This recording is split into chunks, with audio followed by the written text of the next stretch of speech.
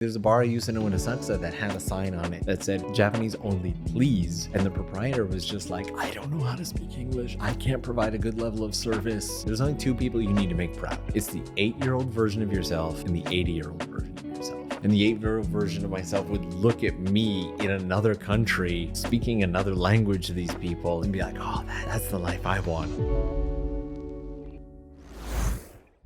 Hey there, and thank you for tuning in. We're excited to bring you another great conversation today. If you like the show and want to support us, please hit the subscribe button so we can keep bringing you great content week after week. And if you're feeling extra generous, give this video a like and share your thoughts and comments down below. Thank you so much. And now, let's get into it.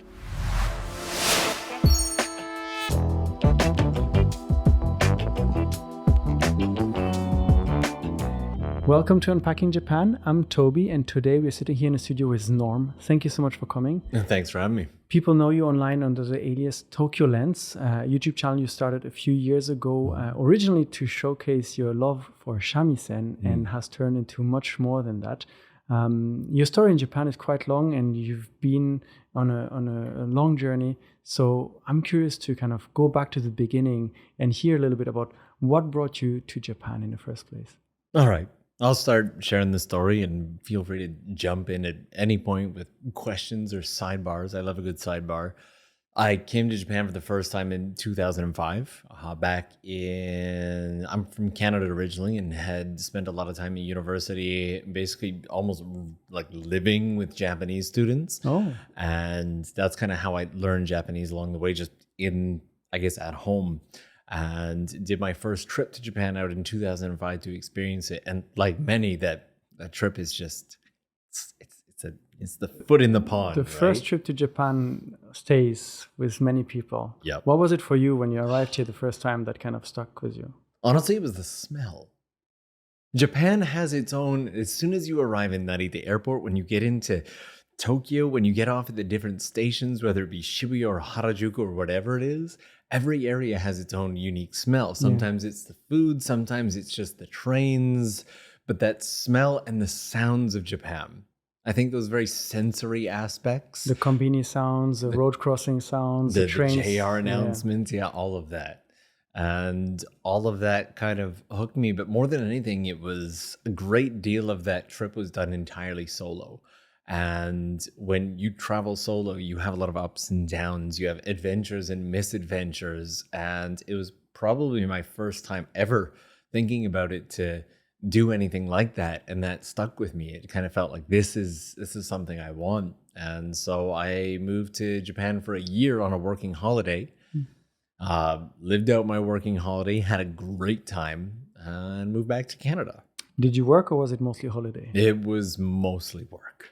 Yeah, I wish I had done more holiday, but I came to Japan. I don't particularly, I come from like the most average background you can imagine. I worked all my part-time jobs to save up my Canadian dollars to make it to Japan. And, I had just enough to survive when I got here. And when it ran out, it ran out. So it was, I just couldn't let it go though. I found myself going back and being like, oh, I do miss Japan. And almost immediately after getting back, a good friend of mine handed me a CD. And he was like, have you heard of the Yoshida Brothers? And I hadn't. For anybody who doesn't know, they are these two legendary Tsukara Shamisen players who kind of made a name for themselves by, how can I put this? Mixing Tsukara Shamisen with other genres and kind of really leveling up the sound of what people expected a shamisen to be. So a little bit, I imagine that like the wagaki bando, who kind of takes these traditional musical instruments from Japan and turn it into rock music or something else. Yeah, kind of like, I guess that would be a good description of it. Hearing it for the first time, I felt like I was hearing music for the first time. It was amazing to me that these 3 strings and no frets with this plectrum could make such incredible ranges of sounds. The dynamics from the quiet to the loud, the slow to the fast really just grabbed me. And I went to see a Yoshida Brothers concert live in the US. My little brother loves anime and dragged me out to an anime convention. And when I was there, the Yoshida Brothers were there. And at the end, there was a signing kai. A signing session, Hmm. autograph session. That's the English. And I found myself at the front of the line in the overexcitement in the moment to see them and have just heard this live for the first time, because through a screen and live, it's a very different Hmm. experience. You can feel it live. I very stupidly said, "We will meet again.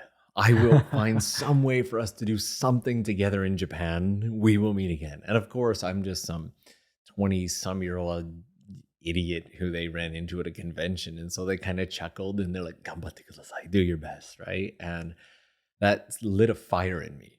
I was like, they don't think I'm going to do So it. challenge accepted. And so I moved back to Japan. I spent probably a year from that point trying to figure out how to move back to Japan, moved back, and then spent the next 2 years doing, well, in Japan, there can be no relationship without some form of introduction. So Hmm. trying to find the best form of introduction to them. I found a shamisen shop that kind of taught me everything about shamisen from the beginning. I purchased my shamisen there, and they're like, "Well, we could try and introduce you." And they reached out, and I remember going back to the shop a few weeks later, going, "How did it go?" And they were like, "No, sorry." And I was like, "Okay, let's give it a little time. Like, just ask again. I don't want to give up on the first try. It feels ridiculous." And another no. And then I kind of lamented on that for a while, if you will, and said, "Listen, they need to know I'm serious. So please tell them that I will not stop, that I will work as hard, if not harder, than all their other students. And that if they say no again, they will hear from me every single year until either they die or I do." And then there was no news from the shop for some time. And about 6 months later, I remember it was no, I think it was December, I got a phone call from the older of the two Yoshida brothers. And he's like, "You, you don't give up, do you?" And I was like, you don't get anywhere by giving up." And he's like, "Okay, I can't make any promises, but do me a favor. Bring your shamisen, come to my house, let's have coffee. Let's just get to know each other." I took my shamisen, we had our coffee, and at the end of that, he was like, "Let me look at your shamisen." And he opened it up and he's like, "This hasn't even been touched. You haven't been practicing at all, have you?" And this is where I revealed to him that I had a goal inside of myself. And I said, "I bought this with the promise to myself that I would learn from the Yoshida brothers or I would not learn. There's nothing else I want to do. I've listened to all the other shamisen. I know what it all sounds like. I want to learn from you." And I didn't want to come in with any bad habits, whether it be from how I hold it to how I play it or anything. And so I haven't touched it. He's like, "Haven't you had this for like 6 months?" I'm like, "Yep." Like that. "Okay, let's talk about our Okeko schedule." And from that day, I became the apprentice, and the whole shamisen journey that built everything that's in front of me right now kicked off. That journey kind of really started from your friend giving you that CD. It's a very thoughtful and unique gift. Do you know why he gave you a shamisen CD from the Yoshida Brothers? Well, he wanted to move to Japan as well. And while I was in Japan, I often shared, I guess, regaled him with stories of my misadventures. And in that, he found himself, reaching out for any little bit of Japan he could get in his world back in Canada. Mhm. And at the time, YouTube and vlogs and people sharing their adventures was not such a big thing. I think this was YouTube maybe just kicked off. It was around 2007, 2008. Mhm. And there was like something like one video of a guy at a zoo, and like there was more, but he really attached to the sound of the Yoshida Brothers, and he also really enjoyed anime and all of that. And I think at the time the Yoshida Brothers had just done the music for a Nintendo Wii commercial, Oh, and it was a very catchy song. And I think that's how he originally found it and bought himself the CD. And he's like, "If you've been to Japan, you have to know shamisen. This is amazing." And I didn't. And then I did. it's crazy how that kind of changed the trajectory of your life in a way. Yeah. Let's talk about the shamisen. You described it as a three-string Mm. instrument, and you also mentioned tsugaru shamisen. So I imagine that's types. There may be different ones. Mm. Can you maybe tell us a little bit about the instrument and kind of what it is, the type of sounds, and kind of where it comes from, if you know that? Sure. I'll try to give a 60-second breakdown of the shamisen history and how it got to tsugaru. It all started from an instrument that came in from China into Okinawa and became the sanshin. It's a smaller three-stringed instrument, skinned with snake and played with finger picks. And it's got a really light and playful sound. It's got that Okinawa music vibe Mhm. to it. And then it gradually made its way up to the shamisen that most people think of, the geisha sitting with the larger plectrum, playing very slowly, doing entertainment, you know, and then went from there into, being used for matsuri and festival and everything like that. And then as it made its way up through Japan, it made it into the upper region, the Tsugaru area, where it's very, very Mm. cold, and it became a much larger, thicker, heavier shamisen that is played very vigorously to keep the player warm and to catch lots of attention. The original players of Tsugaru shamisen, many of them were blind musicians. And so they would start with a very loud, repetitive opening to gather a crowd and tune the shamisen, and then they would do their very big performance in order to bring in their money. And the Tsugaru shamisen is actually one of the, like, I guess, newest of the wagaki, the Japanese style instruments, with a history of only between 250 years. And so, learning from the Yoshida Brothers, I was once showed this chart of the original, like the man who started everything, his apprentices, the next level of apprentices, and then below that was the Yoshida Brothers. And so I would be the fifth generation of shamisen players trained from the original Tsugaru shamisen player. And so even just talking about it now, it's crazy to think about it, Mhm. right? Like some guy who heard a CD one day got to then reach. There was a lot obviously in that to reach that goal, but it's something that I always, anytime that I had a really hard time, anytime that I didn't think I'd be able to master this piece, or I was struggling with playing on stage, or maybe that world wasn't going quite the way I wanted it to, that I'd always look back and be like, wow, in only 250 years of history, which when you think of Japan's long history is Yeah. very, very short, I get to be in this position. Just keep working at it, right? So, what did it mean then for you to suddenly become an apprentice of the Yoshida brothers? After your persistence, they finally accepted you. You had a shamisen that you had never used, uh, but suddenly you have to start learning to play it from them. Um, what happened? I had a lot of big promises to fill. I had told them that I would work harder than any of their other students. I would told them that I would do competitions. I would tell them that I would represent. And so I found myself for the first 3 to 4 years playing work days. I would play 2 to 3 hours. I'd play before work and after work. And on days off, I would spend 7 to 12 hours. And it's not too dissimilar from other, if you've ever done kendo, for example. Kendo, they spend a lot of time working on that first strike, Hmm. right? The very same thing with shamisen, learning just how to strike the bachi once very clearly. You spend hours and hours and hours practicing just that. It's also when people ask, like, what's it like to play? If anything, I compare it to golf or Oh, bowling, because golf and bowling are games that you'll never achieve a perfect score. It's always that chase of perfection. It's always refining your skill. It's always getting just a little bit better than you were last time. But even pro golf players will not get hole in one for 18 holes, right? There will always be mess ups. There will always be different conditions outside of their control that impact. And a shamisen, because it's made out of natural materials, sometimes you'll be playing and a string will suddenly go loose, or a string will snap, or your shamisen, the body will rip because it's made of synthetic materials. And so it's this constant chase of perfection that you'll never achieve. And spending 7 to 12 hours a day practicing this taught me that it's not about the goal, it's really about the journey. And so there were a lot of dark times where I'm like, I'm not getting better. It's not, I don't sound the way I want to, especially when you're sitting in front of one of the best players in the world and a single strike. You're like, whoa, it's got to be my shamisen. And they're like, no, it's not. And then they hold my shamisen and do the same thing. And I'm like, why can't I bring out that sound?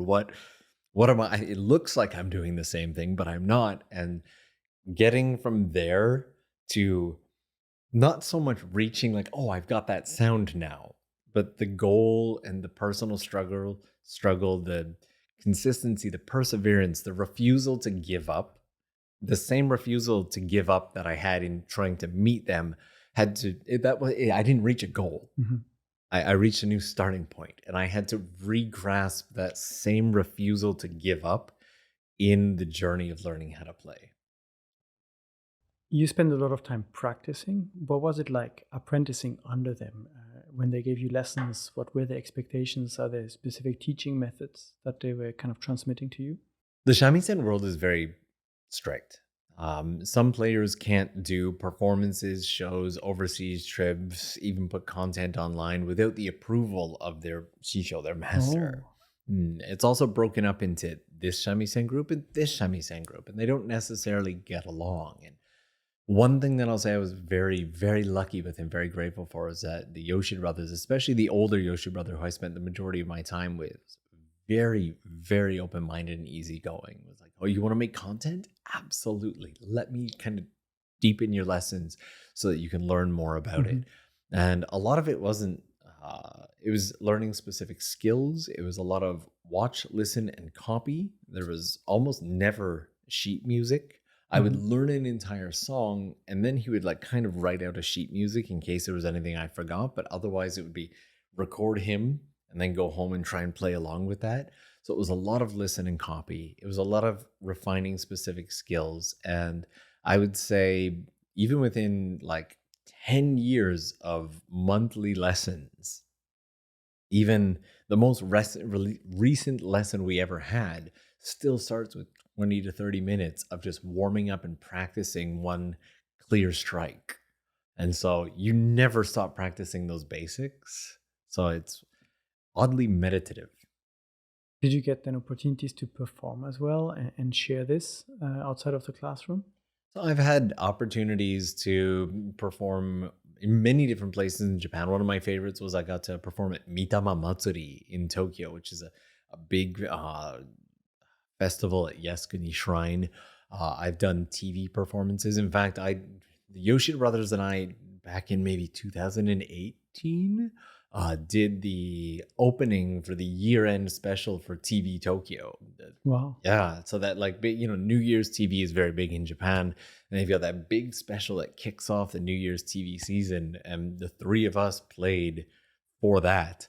And so I've had those opportunities. More than anything, though, it's allowed me the opportunity to do competitions and shows where I've met and bonded with other players who are far, far better than I have ever been or will ever be, and have a sound that I really enjoy and have wanted to share. So I was able to start making content for them and kind of sharing their music with the world, which led to us getting overseas jobs and jobs in Japan. And I've got two players right now named Kiki, who I've spent the last decade traveling the world with, minus Corona times, sharing and showcasing their music all over the place: Australia, Canada, US, Italy, you name it. We've gone everywhere with their performances. I've done a few overseas, but over time I found that for me, it's really more about the personal journey. And shamisen for me was never about the performance, because the Mm. performance feels like the goal. Yeah.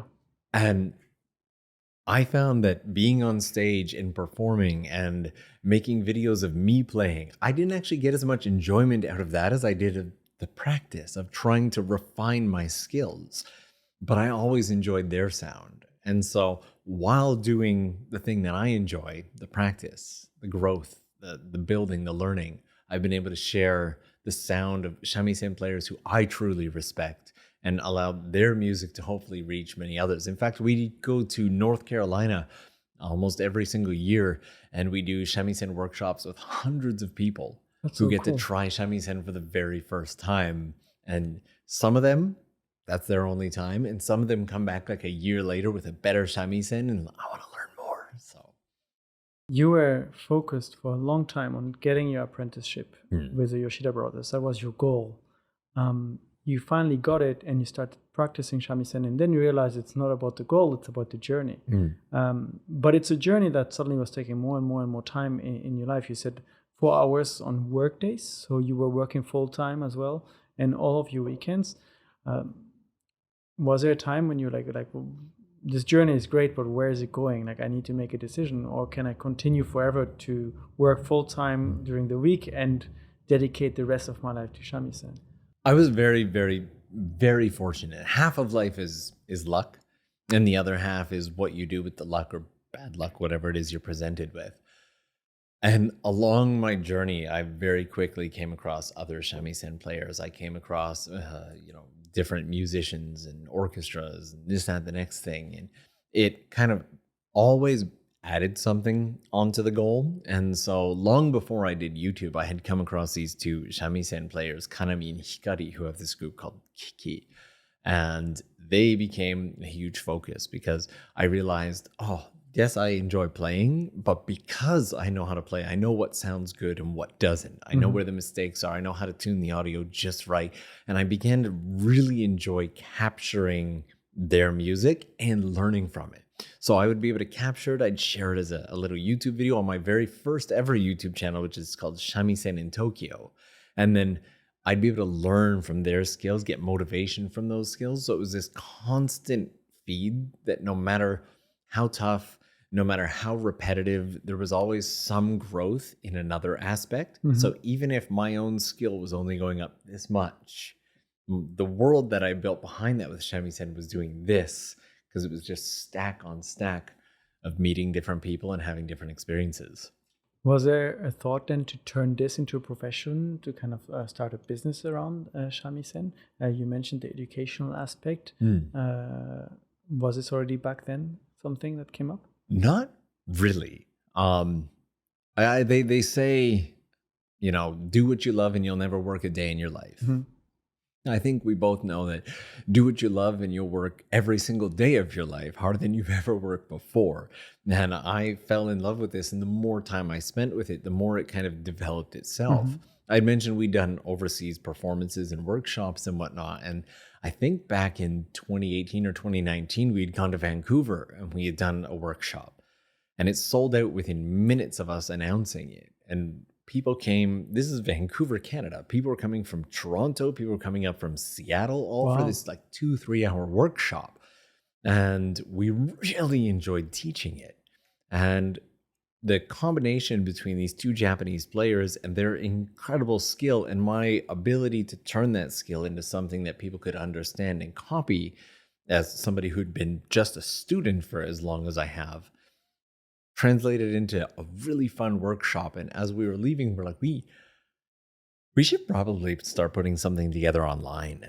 And so we started something we call Learn Shamisen. We've got like learnshamisen.com, and all the lessons are hosted on Patreon. It's just really simple. We just wanted people to be able to learn. And we've done everything from shamisen basics and how to hold it, how to take care of your shamisen, because they are fragile creatures. What are they made of? The wood, and basically wood. The neck is, there's different levels of wood that you can get. I've done entire videos on it. It's a very, very long topic, but the body itself, now there's synthetic skins, which are fantastic, but they're traditionally skinned with dog skin, and they need to be able to take quite a beating. There's now synthetic plectrum, the bachi, which are fantastic, but originally it was tortoise. And so the shamisen itself requires, because it's made out of so many natural materials, it requires a certain level of humidity, and you need to play it fairly constantly to keep the vibration going, or it'll easily warp, or the skin will rip, and all of these other things. And a lot of people don't know this, and are like, "Ooh, I want to buy a shamisen," and then they put it aside without proper care, and it's destroyed within months of not touching it. And so we started there, and then built it up into lessons and learning the original Tsugaru songs, and then learning festival songs, original songs, Ghibli songs, and everything. And we've got what's been built into one of, if not the, I've never really checked, largest online shamisen schools in the world. And we do like competitions, and we give feedback to everybody as they send us videos and everything. And that's actually become a huge, huge part of kind of how I continue to enjoy shamisen now, because back around 2020, I was on my way home from my studio one day. I was on one of those kickboard scooter Mm-hmm. things, and I got hit from behind by a truck, which basically broke this hand and did nerve damage in here and built up. uh, I can't really properly bend the finger anymore, and it made it so I had to stop playing shamisen for over 2.5 years. And That's so a my long time. performances and all of that stopped, but I never felt like a loss from that. They say in any creative field, you have 10 good creative years. Any really good creative person has 10 good creative years. And at the end of that, you either manage to turn it into something else, retire from it, or any number of other things. And I had 10 fantastic years of me being creative with shamisen, and I was able to turn that into locking into these two players. I still play casually from time to time, but I can't hold my bachi for more than 15, 20 minutes anymore without the pain just shoots right up into my neck. The one of the nerves just got messed up, and but I don't feel any loss because I was lucky enough to surround myself with these incredibly talented shamisen players and be able to share their work with the world. You've met a lot of people from around the world that are interested in the shamisen. I'm Mm, quite curious about how do they all discover the shamisen and what gets them interested? Because it's an instrument, you said, with 200, 250 years of history, traditional tsugaru songs. But I wouldn't be able to say from the top of my head, oh, you can listen to shamisen here in this mm, context, unless maybe it's used as a background in some anime or a TV show like Shogun. I can imagine maybe mm. have some shamisen sounds. But where do people discover this? What gets them so interested, especially overseas? I wish I could tell you. My best guess off of the people that I've talked to is some people will discover it through TVs and movie. Other people will discover it through anime. With, Mm. YouTube being what it is now, many people will just discover it through a random YouTube video. I made a video of what it's like to play the Tsugaru Samisen, put it out, expected, I don't know, my channel was small at the time. I expected maybe 10,000 views or something if I was lucky. I ended up getting 1 million views, which means 1 million people learned what the shamisen was if they didn't already know. And so I think the beauty of us living in, as we record this, it's 2025, is there's no limit to the number of outlets in which you can find something that can be that trigger for where your life goes. For me, it was a friend who maybe watched a TV commercial and then bought a CD and handed it to me. But Mhm. there's so many different ways now.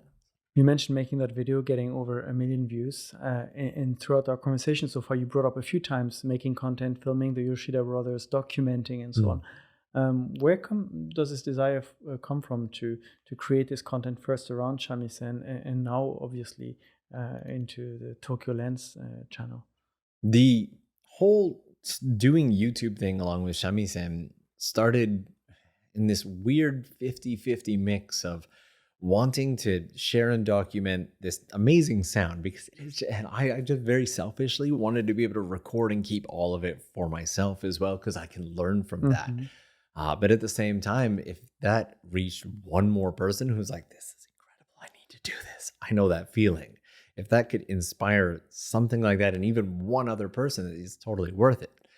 And so, as I kind of shared all of that, there was also the goal of, I eventually wanted to be able to turn this into kind of a full-time thing. I wanted to do more shamisen stuff. I wanted to fill my life with shamisen.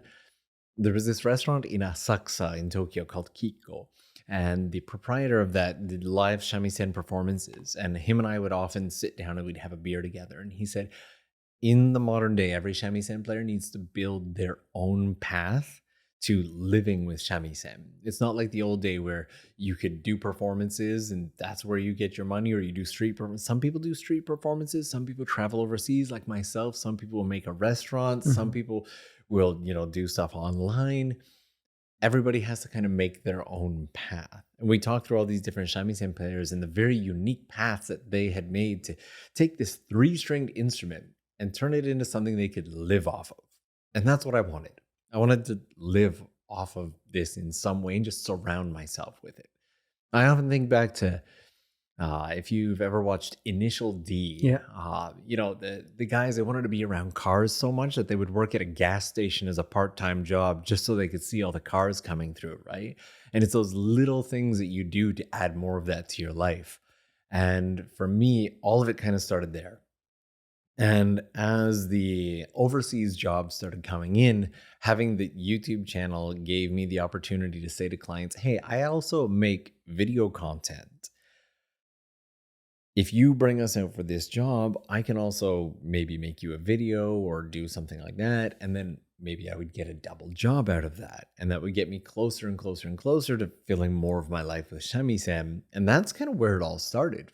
For a few years before the pandemic, my life was taking Shamisen players overseas, doing, setting up and doing the audio and everything for their performances and arranging that job and doing all the management while making some kind of promo video or some kind of like corporate video for that client so they'd be able to show their event to the world for a future promotion. It was beautiful. We were going to a new country every month to 2 months. Life was wonderful. And then Corona. And then things stopped for the overseas travel, but YouTube was still there. YouTube was still there. We couldn't do any more of our in-country performances at the time. I had just been doing things like I did a collaboration with an orchestra where they built an orchestrated version of one of my Shamisen songs, and we did like a few performances in Tokyo and stuff like that. But all of that stopped. You could no longer gather in small enclosed spaces in large groups to listen to music. And so everything at that point started to shift to what can we do with these online lessons that we've made, while what can I do with this YouTube channel that I now have? The YouTube channel, I really started to enjoy making videos like pre-pandemic. And so I was putting out lots of additional stuff. But the pandemic is when it was like, oh, okay, I might be a YouTuber now, because I'm not a shamisen player anymore. That's not an option. No gigs left, so Yeah. just YouTube. Yeah. But you shifted your content as well.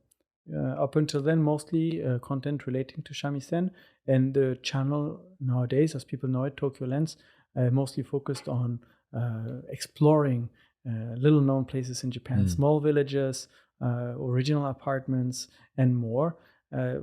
What kind of kickstarted this transition from the shamisen content to what you're doing now? There's a quote that I've always loved that can be simplified as I guess the quote is always, the enemy of art is the absence of limitations. I think it was Orson Welles. Is the absence of limitation. And I've always taken my own version of limitations breed creativity. And so before the pandemic, I could make videos about anything. I could walk around Tokyo. I could show my favorite snacks supermarket. I could use anything, right?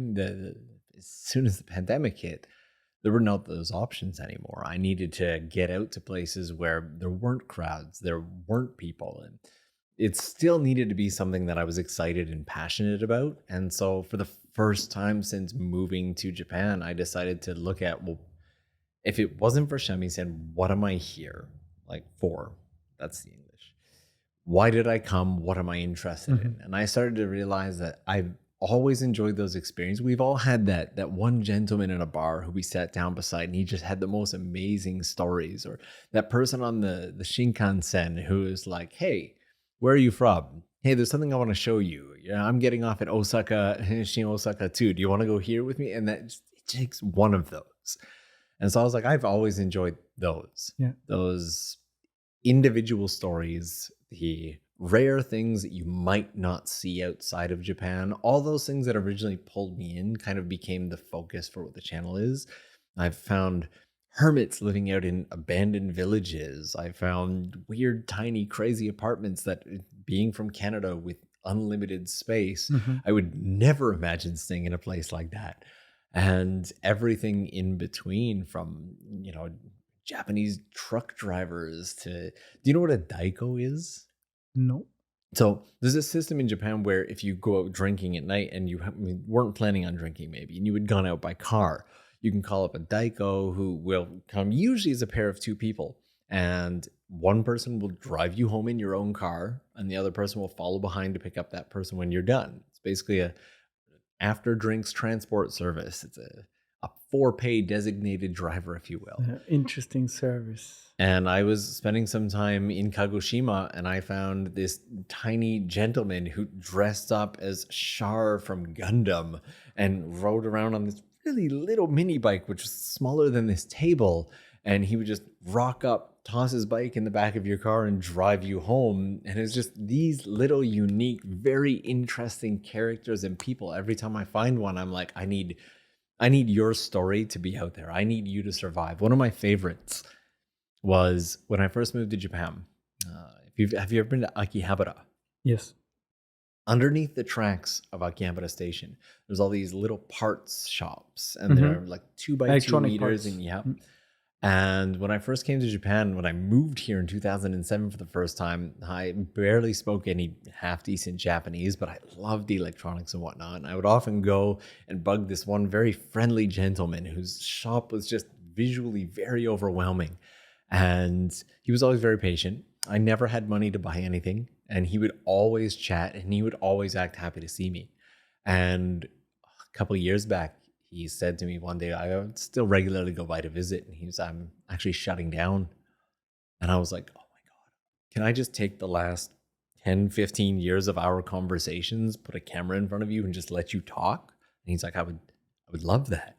And that turned into a beautiful video of sharing his history, his story. Even though that shop is now no longer there, there's now millions of people who know about him, and ended up with him actually giving me the shop. That's the one that is visible in your studio tour video, right? Yeah, That you transported his shop into your studio in reconstructed. And it wasn't all at once either. He was like, oh, do you want this? How about this? And then, oh, I got these. I wasn't going to get rid of these, but you can have this. And before I knew it, I just had a stack, and he looked at the stack of stuff and he's like, you know what, dude, just want the shop. And so for him to tear down the shop and everything would have been thousands of dollars, and would have been a lot of work. And he's trying to retire and take care of his mother. And so I was like, you know what, I'll do it. I'll just leave it all with me. I'll take care of everything. You don't need to send anything else out. You don't need to tear down the shop. You don't need to do cleanup. I'll take over everything. And yeah, we were able to, and that's really what it comes down to now, is finding these little people, places, moments that I can it's all going to be gone someday. Mm-hmm. All of it. It's all going to disappear. And many of it, people will never, ever know ever existed. And so if I can capture any of this, whether it be the abandoned village or the tiny apartment that, in 10 years will no longer be up to code and regulation, or gentlemen like Shimeyama-san in his shop, and I can turn that into a video that lets other people experience that at any time in history, then that's a win for me.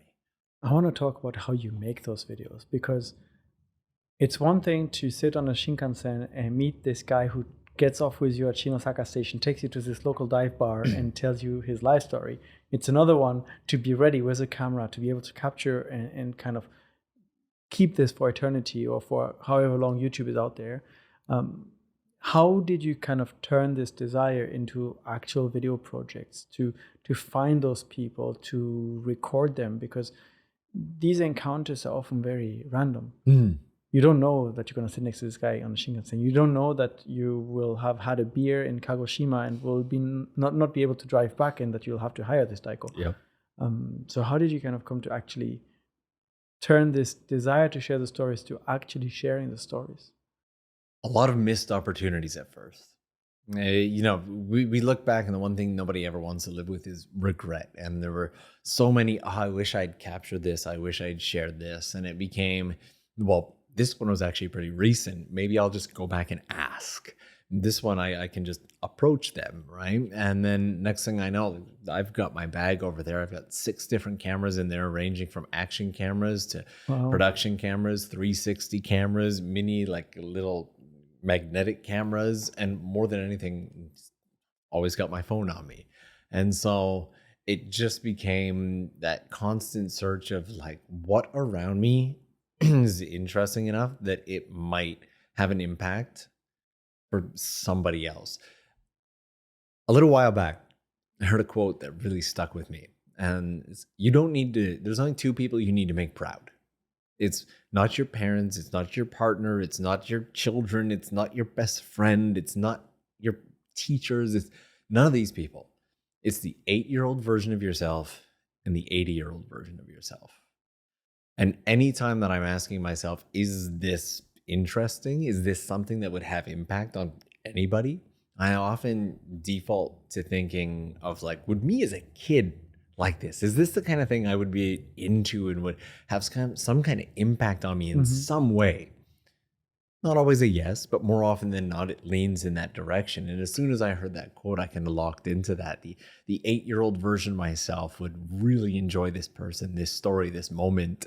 And the 8-year-old version of myself would look at me in another country, speaking another language to these people and kind of capturing this and be like, oh, that's the life I want. And so when I was 8, YouTube didn't exist. I couldn't have imagined this. But keeping that in mind always helps me keep my radar open, because our personal interests in the moment will always change. Our motivation and energy levels will always change. But always having the antenna up, ready to catch anything around me. I might be reading a blog one day and just happen to catch a glimpse of a village that is not on a map somewhere. Or I might be in a thrift store, which I love to hit, and find like an old Japanese map that has a road that, if I look on Google Maps, doesn't exist. And I wonder, where does that lead? And all of these are kind of my starting points. It might be that conversation. It might be that map. It might be that person I saw on the train. Is that how you found the weirdest house in Japan? Your latest video at the time of we are recording this, with this old gentleman kind of somewhere deep down in the mountains, having rebuilt adult playground. Yeah. Kind of. I literally just drove by the house. I was on my way to I do like this yearly kind of road trip thing where I just do a bunch of videos daily and just go out and capture as much stuff in different areas of Japan as I can. And on day 1, I was driving out and I drove past this and I was like, what is this? This is weird and wild and amazing. And I pulled over and I did a bit of research and I found out just a little bit about just enough to pique my curiosity. And I knocked on his door and I was like, do you mind if I record this? And he's like, go nuts. He's like, but you make sure when you're done, you come and talk to me because I got some stuff to show you. And it just turned into what it was. This a very absolute weird, interesting. I don't know how to describe it. The fact that he literally said, oh yeah, I have a glass floor here because it allows light in and allows me to look up and see up the skirts of any woman who might be walking over. And I was like, that is a level of honesty I was not prepared for, but I'm definitely here for. So yeah, every now and then it might have turned out to be nothing. I might have got out my there's been just as many times that I've gotten out my camera, I've been ready to record, or I've been mid-recording and it's been like, you know what, this isn't it. I'm not excited about this, and that just gets shelved. Or maybe I meet the person and I'm very excited about the idea of the person, or maybe they're just too tired or they're having a really rough time and that just gets shelved. So I would say there's probably an equal amount of success and failure in finding these topics, but every single lead, everything that gets that little spark of imagination in me, I'll chase it every time. You like to connect with people and share their stories. You said the one with the shop owner in Akihabara with whom you've kind of bonded over the years is one that was maybe most important for you. What kind of stories have you seen have resonated a lot with your audience? Perhaps people that are overseas and don't have the full context of living here, but you see, oh, there's a big interest in these kind of people, in these stories. When it comes down to the people and human interest stories, I think anything that the person has kind of experienced or learned something in their life, or has like a bit of an, how can I put this? Japan has its own set of personalities. Yeah. When you come to Japan for the very first time, when you go to a new country for the very first time, when you're in your own country, you're kind of used to the different personality types. You can meet somebody for the first time and within a few seconds kind of categorize them. They're probably this kind of person. But when you come to a new country, those categories still exist. You just haven't experienced them well enough to know them yet. And so in my mind, basically anybody could truly be interesting enough. But the stories that really resonate are the people who have some kind of lesson, some kind of regret, some kind of experience that they're able to share. Like Shimuyama-san, his big story to me was life doesn't need to be, I guess this is a paraphrase of what I felt from the video, but life doesn't need to be easy. He was in this little box that he had to crawl in and out of every single day for 43 years. And really, on the surface, while it was visually spectacular, was only the tip of the iceberg of his actual business, right? But when everything came down, and he was still healthy and ganky and ready to go, but when push came to shove, he set that all aside with no heir to follow up with it to take care of his mother. And that is absolutely huge for me. It's something that we see a lot less of, those family values. We see a lot more of people kind of pushing away and learning to disconnect from people and everything. But this man who had all of this, right, was still willing to just set it aside just so he could go out to the mountains and take care of his mother. Or the hermit living out in the abandoned village who taught me that our childhood formative years will stick with us well into, I said 8 and 80. What you do when you're 8 will stick with you when you're 80. And that's why those kind of really stuck with me. This hermit out in the village was almost our entire time, over dinner, over drinks, everything was him reminiscing about his childhood growing up in this village. He talked next to nothing about his 20s, 30s, 40s, and 50s, and everything about what it was like to grow up as a child in this village. And so from each of these, I can kind of pull something out that either resonates with me or I think it'll have values to others. And each one of those I feel is worth condensing into this story. Maybe it'll resonate, maybe it won't. Maybe it'll just be entertainment or escapism for somebody. But if it gets 1,000 views and one of those people is like, I need to call my mom right now, that's worth it. How does it change, kind of talk with all these people, hear their stories in Japan? How does it change your perspective about living here? It has really, really widened my view of what Japan and Japanese people as a country are.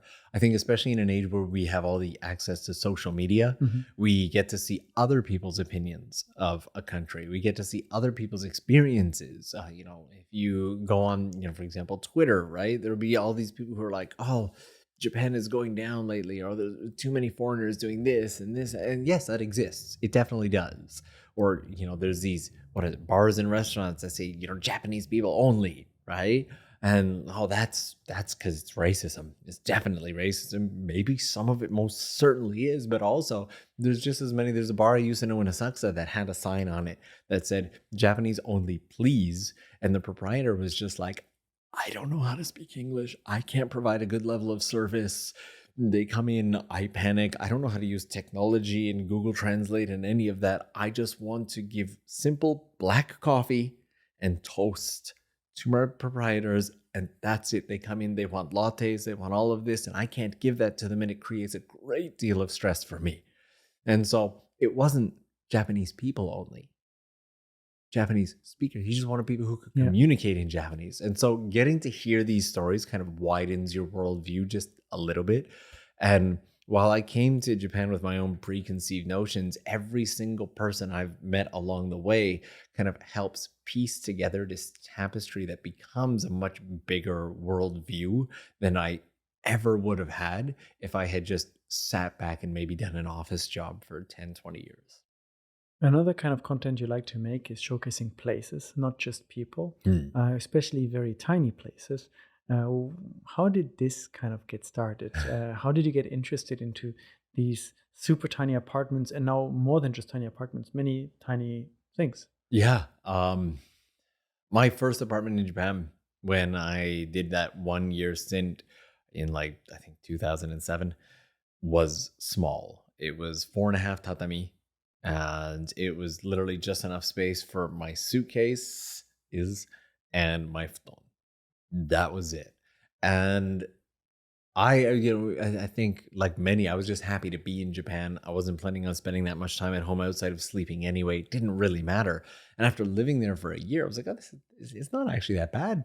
I don't own a ton of stuff. I don't spend a lot of time at home. And when I do, it's cozy.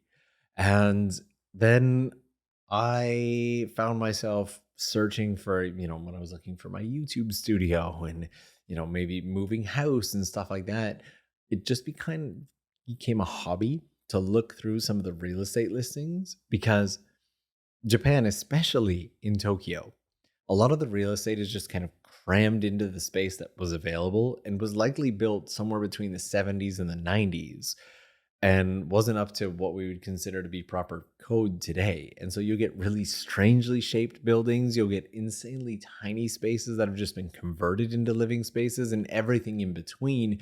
And they're just really interesting to look at. You look at the floor plan and you're like, how did How did I, that happen? Yeah. and what's it like to, oh, I gotta go check it out. I gotta go check it. And so all of it just kind of came from my own curiosity.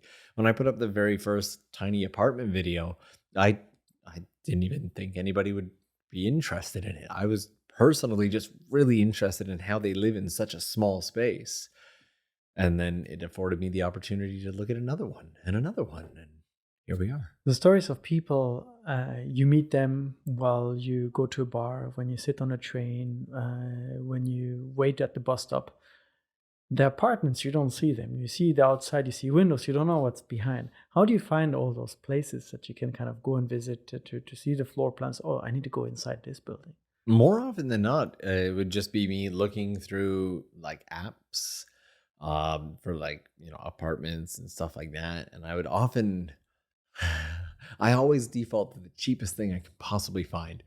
And I would often come across like really cheap ones. I think the very first video I ever did was on a $60 apartment. It was like 9,000 yen or something. And that was like the first like apartment video I did. And I was just super curious as to how can there be, how bad does it have to be in central Tokyo to be In central 9,000 yen? Yeah. Like how bad does it have to? And it definitely had its downsides, but it could have been worse. It And could have been so, worse. oh yeah, yeah. There was no bathroom in the room or in the building. You actually had to go across the street to a library to go to the bathroom because the one available bathroom was blocked off for just another room. It was crazy. But I look at these and I just keep scrolling through. You find another one, and then you find another one, and then you find a few that are a strange shape, and you're like, I wonder if there's other weird shaped ones, and then that becomes a whole hunt all of its own. And so, usually for me, it's I wrap up the day. I'm kind of decompressed. I'm kind of done.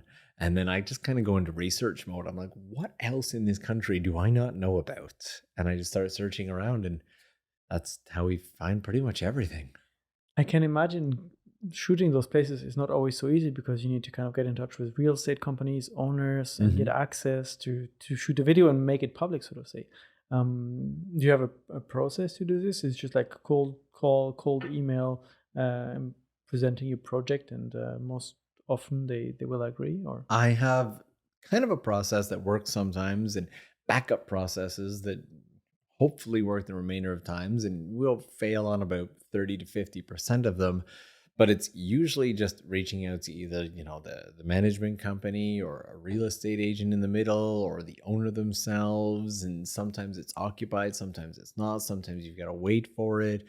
And so there's a couple different outreaches that I can do. I also work with one or two Japanese YouTubers who do kind of real estate stuff as well. And they've helped me out one or two times, but more than anything, we end up just becoming drinking buddies because we enjoy looking at it and checking it out and talking about it together. So each time is just a little bit different. There's maybe 2 or 3 of the apartments that have followed a prescribed flow, but otherwise it's just start reaching out, see who I can reach, show them what I've done, and if they're willing to let me in to shoot, cool. If not, find something else.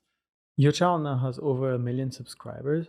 When was a time for you that you kind of realized, oh, this is taking off, I can kind of focus on this and make it a full-time adventure? I had gone full time before the pandemic, I think somewhere around 2018 or something like that. But really at that time, Shamisen was the main full-time thing, and YouTube was like that extra. Let's just keep it going. I like making videos. It wasn't until the pandemic itself that I had no other choice.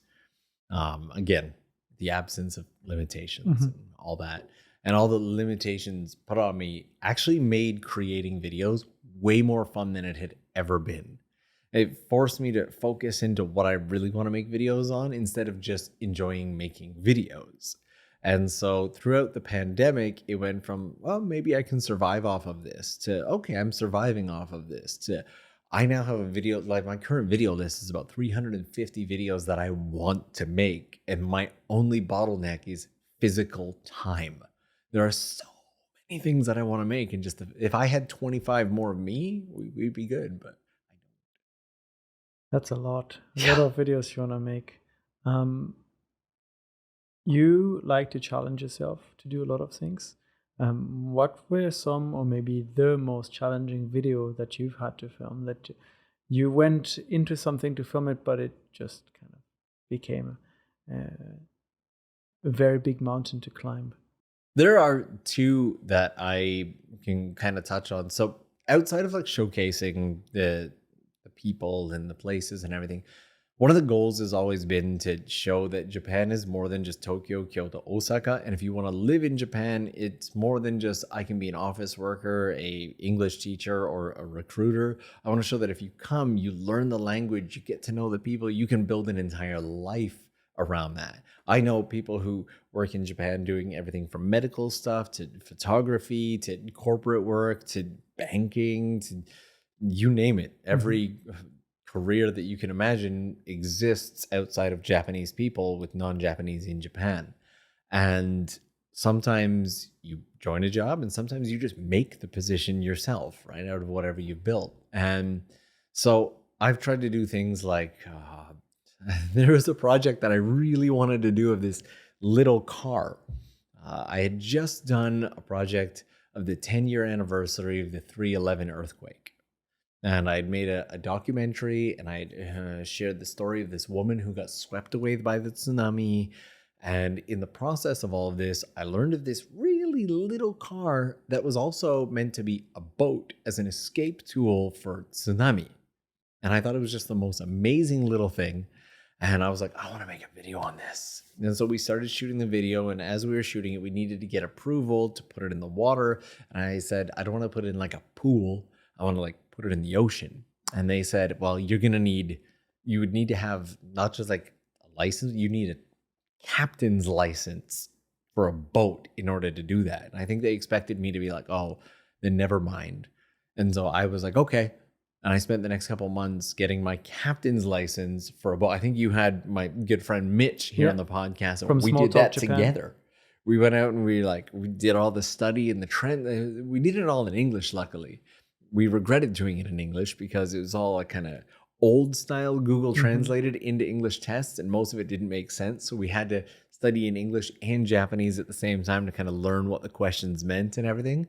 But did all of that, finally got the captain's license for a boat, opened up this whole new world of being able to like explore the Tokyo waterways on the channel and do boating content. And like there's a network of Tokyo's waterways that is beyond what most people would ever imagine it to be. And I've been afforded the opportunity to share all of that and show these underground secrets and everything.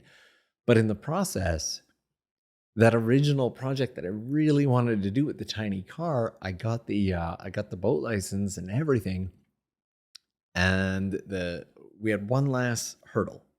There was a ramp in Yokohama. We needed that ramp to get it. We got Coast Guard approval. We got city approval, like at local and higher government level. We got all these different approvals. And then all we needed was the company who ran the ramp. They do one of those like hippo bus kind of things. Yeah. And they're like, there's no financial merit in this for us, so we're not letting you use the ramp. And we worked with them for the better part of 6 months we offered everything under the sun, and they just would not budge. And so that project fell through. But in the process, I managed to have all these other experiences, and I now have a captain's license for a boat, and I can do all these. So it doesn't always hit a dead end. Sometimes a dead end secretly leads to other pathways. It's not about the goal, it's a journey, right? The journey. What goes into getting a captain's license in Japan? It's actually not as hard as many people would think. You can go to a boating school where you receive training and you can get either the level 1 or 2, and the 2 means you can like go out into the ocean and whatnot. I do not need to go into the ocean. I'm good within 5 miles of land. And or you can get like your jet ski license and everything like that. I think we studied for a week, and then there's like practical training and everything like that, and then you pass a written test and you pass an actual like boating test, and you've got to learn everything from how to properly navigate Japan's waterways, which there is a certain amount of international law which is very similar no matter where you go, so you need to understand all of that. And then different areas, for example, Tokyo had its own training to know how to safely navigate the Tokyo waterways because there's such a high level of boat traffic in Japan. So you do all of that, you pass your written test, you pass your, and then you get kind of a membership for a marina. Luckily, along the way, I ended up building a bond with somebody who worked at the marina and who's also become a character on my channel named Emmy, who's the absolute boating expert of everything in Tokyo. And we've gone out and shot videos at night together and stuff on the waterways.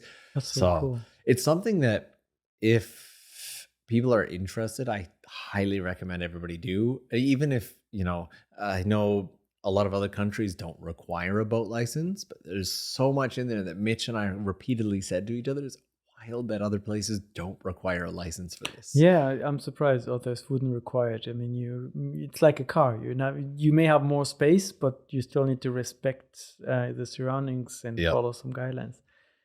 You got that license to make that video, a video that fell through because that one ramp company didn't agree to let you use the ramp. But you mentioned you got access and approval from the Coast Guards and many, many other people.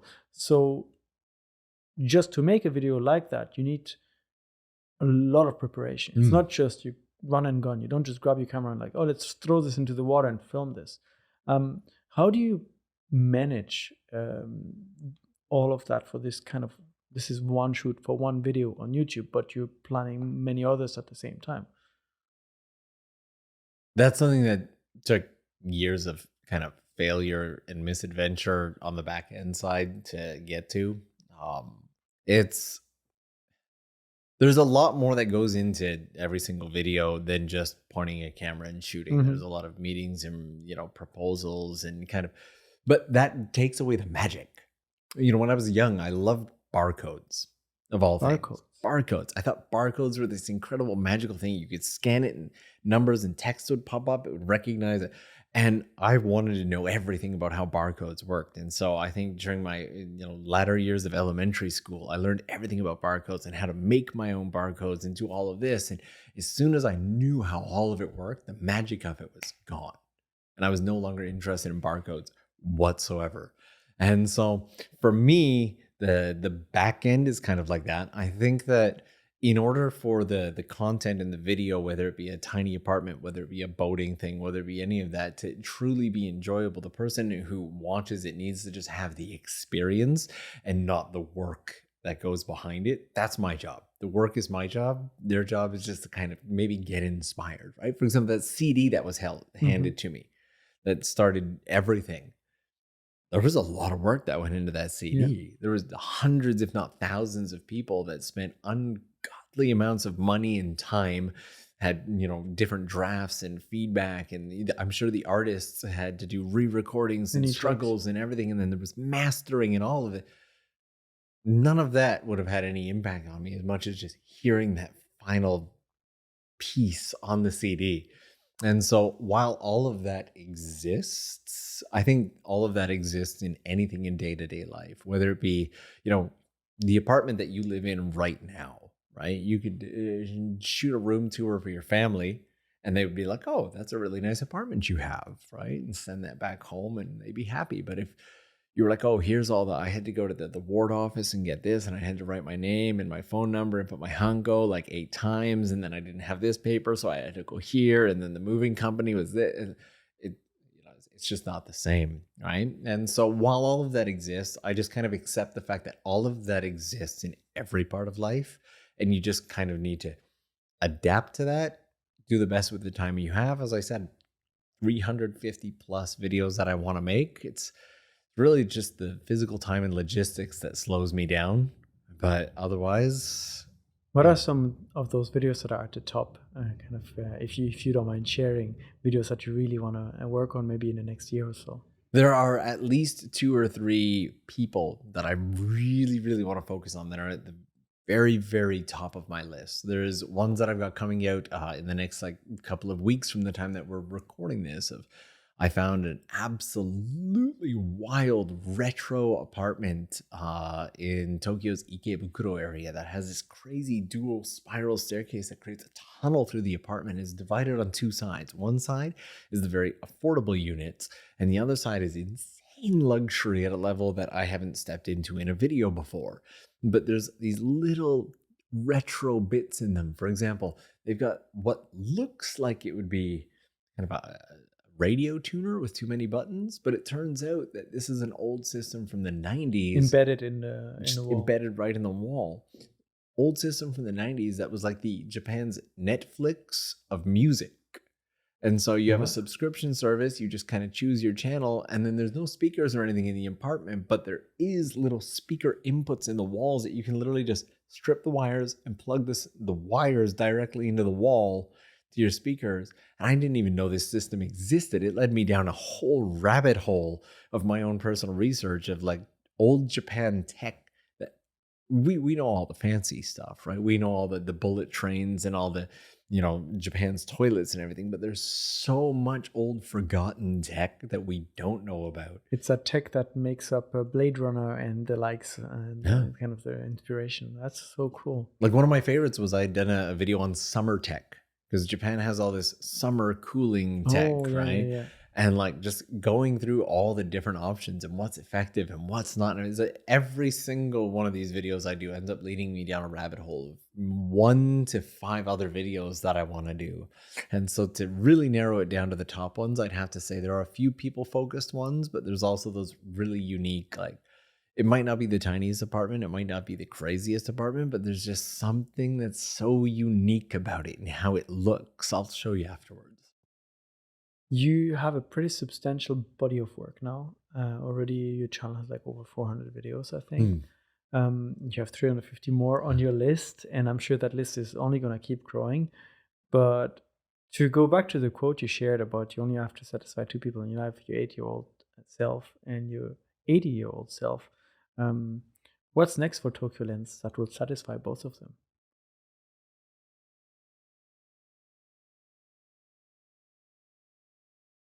The what's next question is a difficult one, because in a very parallel sense to how I talked about the Shamisen stuff being a journey, what I'm doing right now doesn't lead to an end goal. There's no final thing. For me, it's a journey, and I have not come close to collecting everything that I want to, or having all the experiences that I want to, or meeting all the people that I want to, or sharing the stories that I want to. So next is really just that continuation of collection, finding interesting people, places, things, having experiences on my own.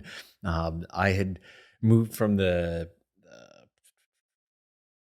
boat stuff to doing a project out in Kagoshima that led me to meeting a good friend who was a pilot and was like, oh, you should do pilot stuff, and working out a whole deal to try that. And then that got put on hold. Long story short, the company, I don't know how much I can say. In Japan, you can't really leave honest reviews for stuff, because if that review has a negative impact on the business, they can sue you for that. Did you know that? I did not, but I'll be mindful. Yeah. And so I've got to speak with caution. I guess the simplest thing is I've kind of put my flight training on hiatus right now, because I have a friend in the US that I really want to continue it with. But again, physical time being a restriction. And the company that I was doing flight training with here in Japan, while they do have other planes, the main plane that I was flying ended up getting crashed into a tree while I was gone. Oh, no. Yeah. And so I've kind of stepped back for now. But it, with the pilot stuff, the boat stuff, that, going out to abandon, there's no shortage of things that I want to try, experience, see, do. And so I guess the next big thing for Tokyo Lens is just how many things can I fit into the very limited time that we have, those 365 days in a year? How much can I squeeze into those 365 before the next year hits? All of this was propelled by a CD that was gifted to you from the Yoshida Brothers. Do you still have it? That was actually just lent to me. He didn't even give it to me. Took it So, back when he was done. He was like, "You just need to listen to this." But the memory is still there.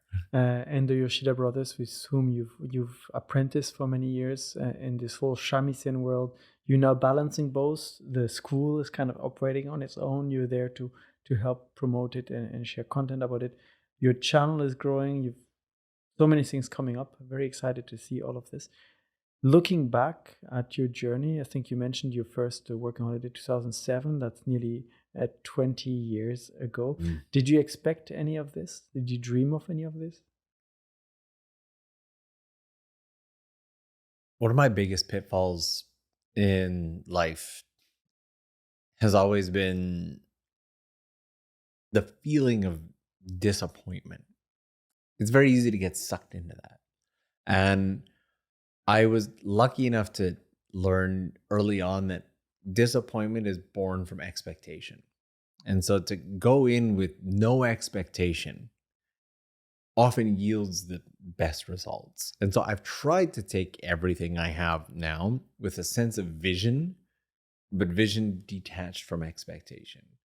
And it's always an exercise. It's like lifting weights, right? First day you might get 5 reps, a year later you might be up to 30, right? But you're never just going to randomly be able to lift weights forever. And I think this is very similar. Kind of detaching yourself from expectation is in a sense like that. But I think it's less of, did I expect it? Did I see it coming? And more of, did I have a vision for it? And I've always been, if I can take this to here, that is it. If I can take shamisen and turn it into something I can build a life around, and kind of sprinkling in additional values for that. Like those 2 shamisen players I talked about that we do the shamisen school together. Yep. They provided so much to me, just in terms of the experience of being able to hear their shamisen and learn from them. And, yes, I was taking them overseas to do performances and all of that, but I felt like I was the one gaining from that. I got to travel the world with this instrument that I love because of that, right? And so trying to give back to them and trying to give back to anybody who's kind of helped me along the way, that's always kind of been one of the I guess, underlying values to have as I aim for that vision. But if I was asked, like, did I see any of this coming? None of it. If you told me pre-pandemic that I would have YouTube would be my main job and that I wouldn't personally be playing shamisen, I would have laughed you out of the room. If you told me, when I got to Japan that I'd be a YouTuber someday, I would have laughed you out of the room. If you told me when at my first visit to Japan that this is where I live my life and build my community and everything, I wouldn't have believed it. So we can always hope, but never see it coming. You said at some point in our conversation that with all the work you're doing, you're also hoping to showcase the many opportunities that that Japan has to give, and people don't need to feel constrained to teaching, recruiting, and I don't remember the third one, but what kind of advice would you give people that are listening to this to kind of live their dream life or the life they hope or want for themselves here in Japan? Honestly, I think we need to step out of our comfort zone and meet people in person. In a day and age where we have unlimited access to other humans online and everything from forums to chat groups to Twitter, Instagram, anything where we can learn stuff. that is a very curated experience that's going to be very, very different from actually connecting with somebody and going deep on their experiences. If you were to scan Twitter, it's going to look like your main jobs in Japan are going to be English teaching or, maybe some form of journalism or social media or anything like that. But there are just as many people out there who don't post anything on social media and have built incredible jobs, careers, companies, and beyond in Japan in areas that you might be really interested in. And so one of the biggest things for me has always been encouraging people to go out, whether it be an event, whether it be at your local, what's it called?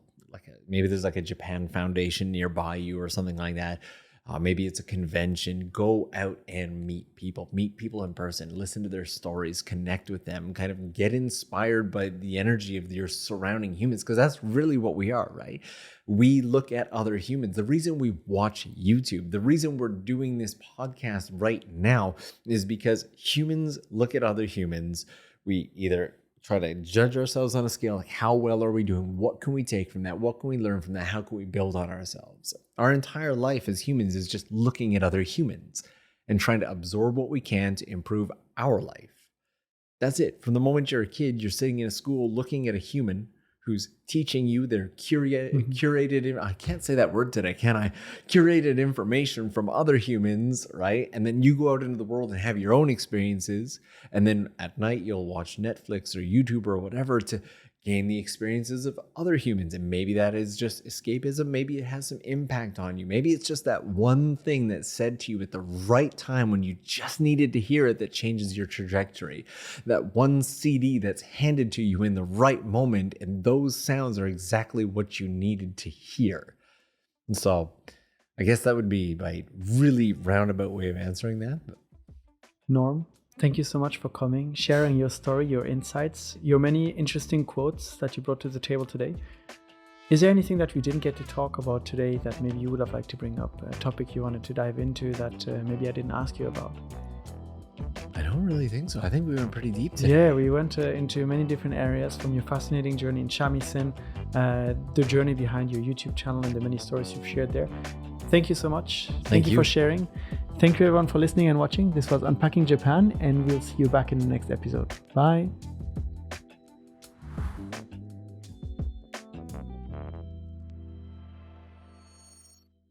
Thank you so much for joining us today. I hope you enjoyed this episode as much as I did. Please hit the subscribe button so you don't miss out on future conversations. And we'd love to hear from you. Share your thoughts in the comment section down below. And if you enjoyed this episode, here are a couple more that we think you'll enjoy. Thanks again for your support, and we'll see you next time.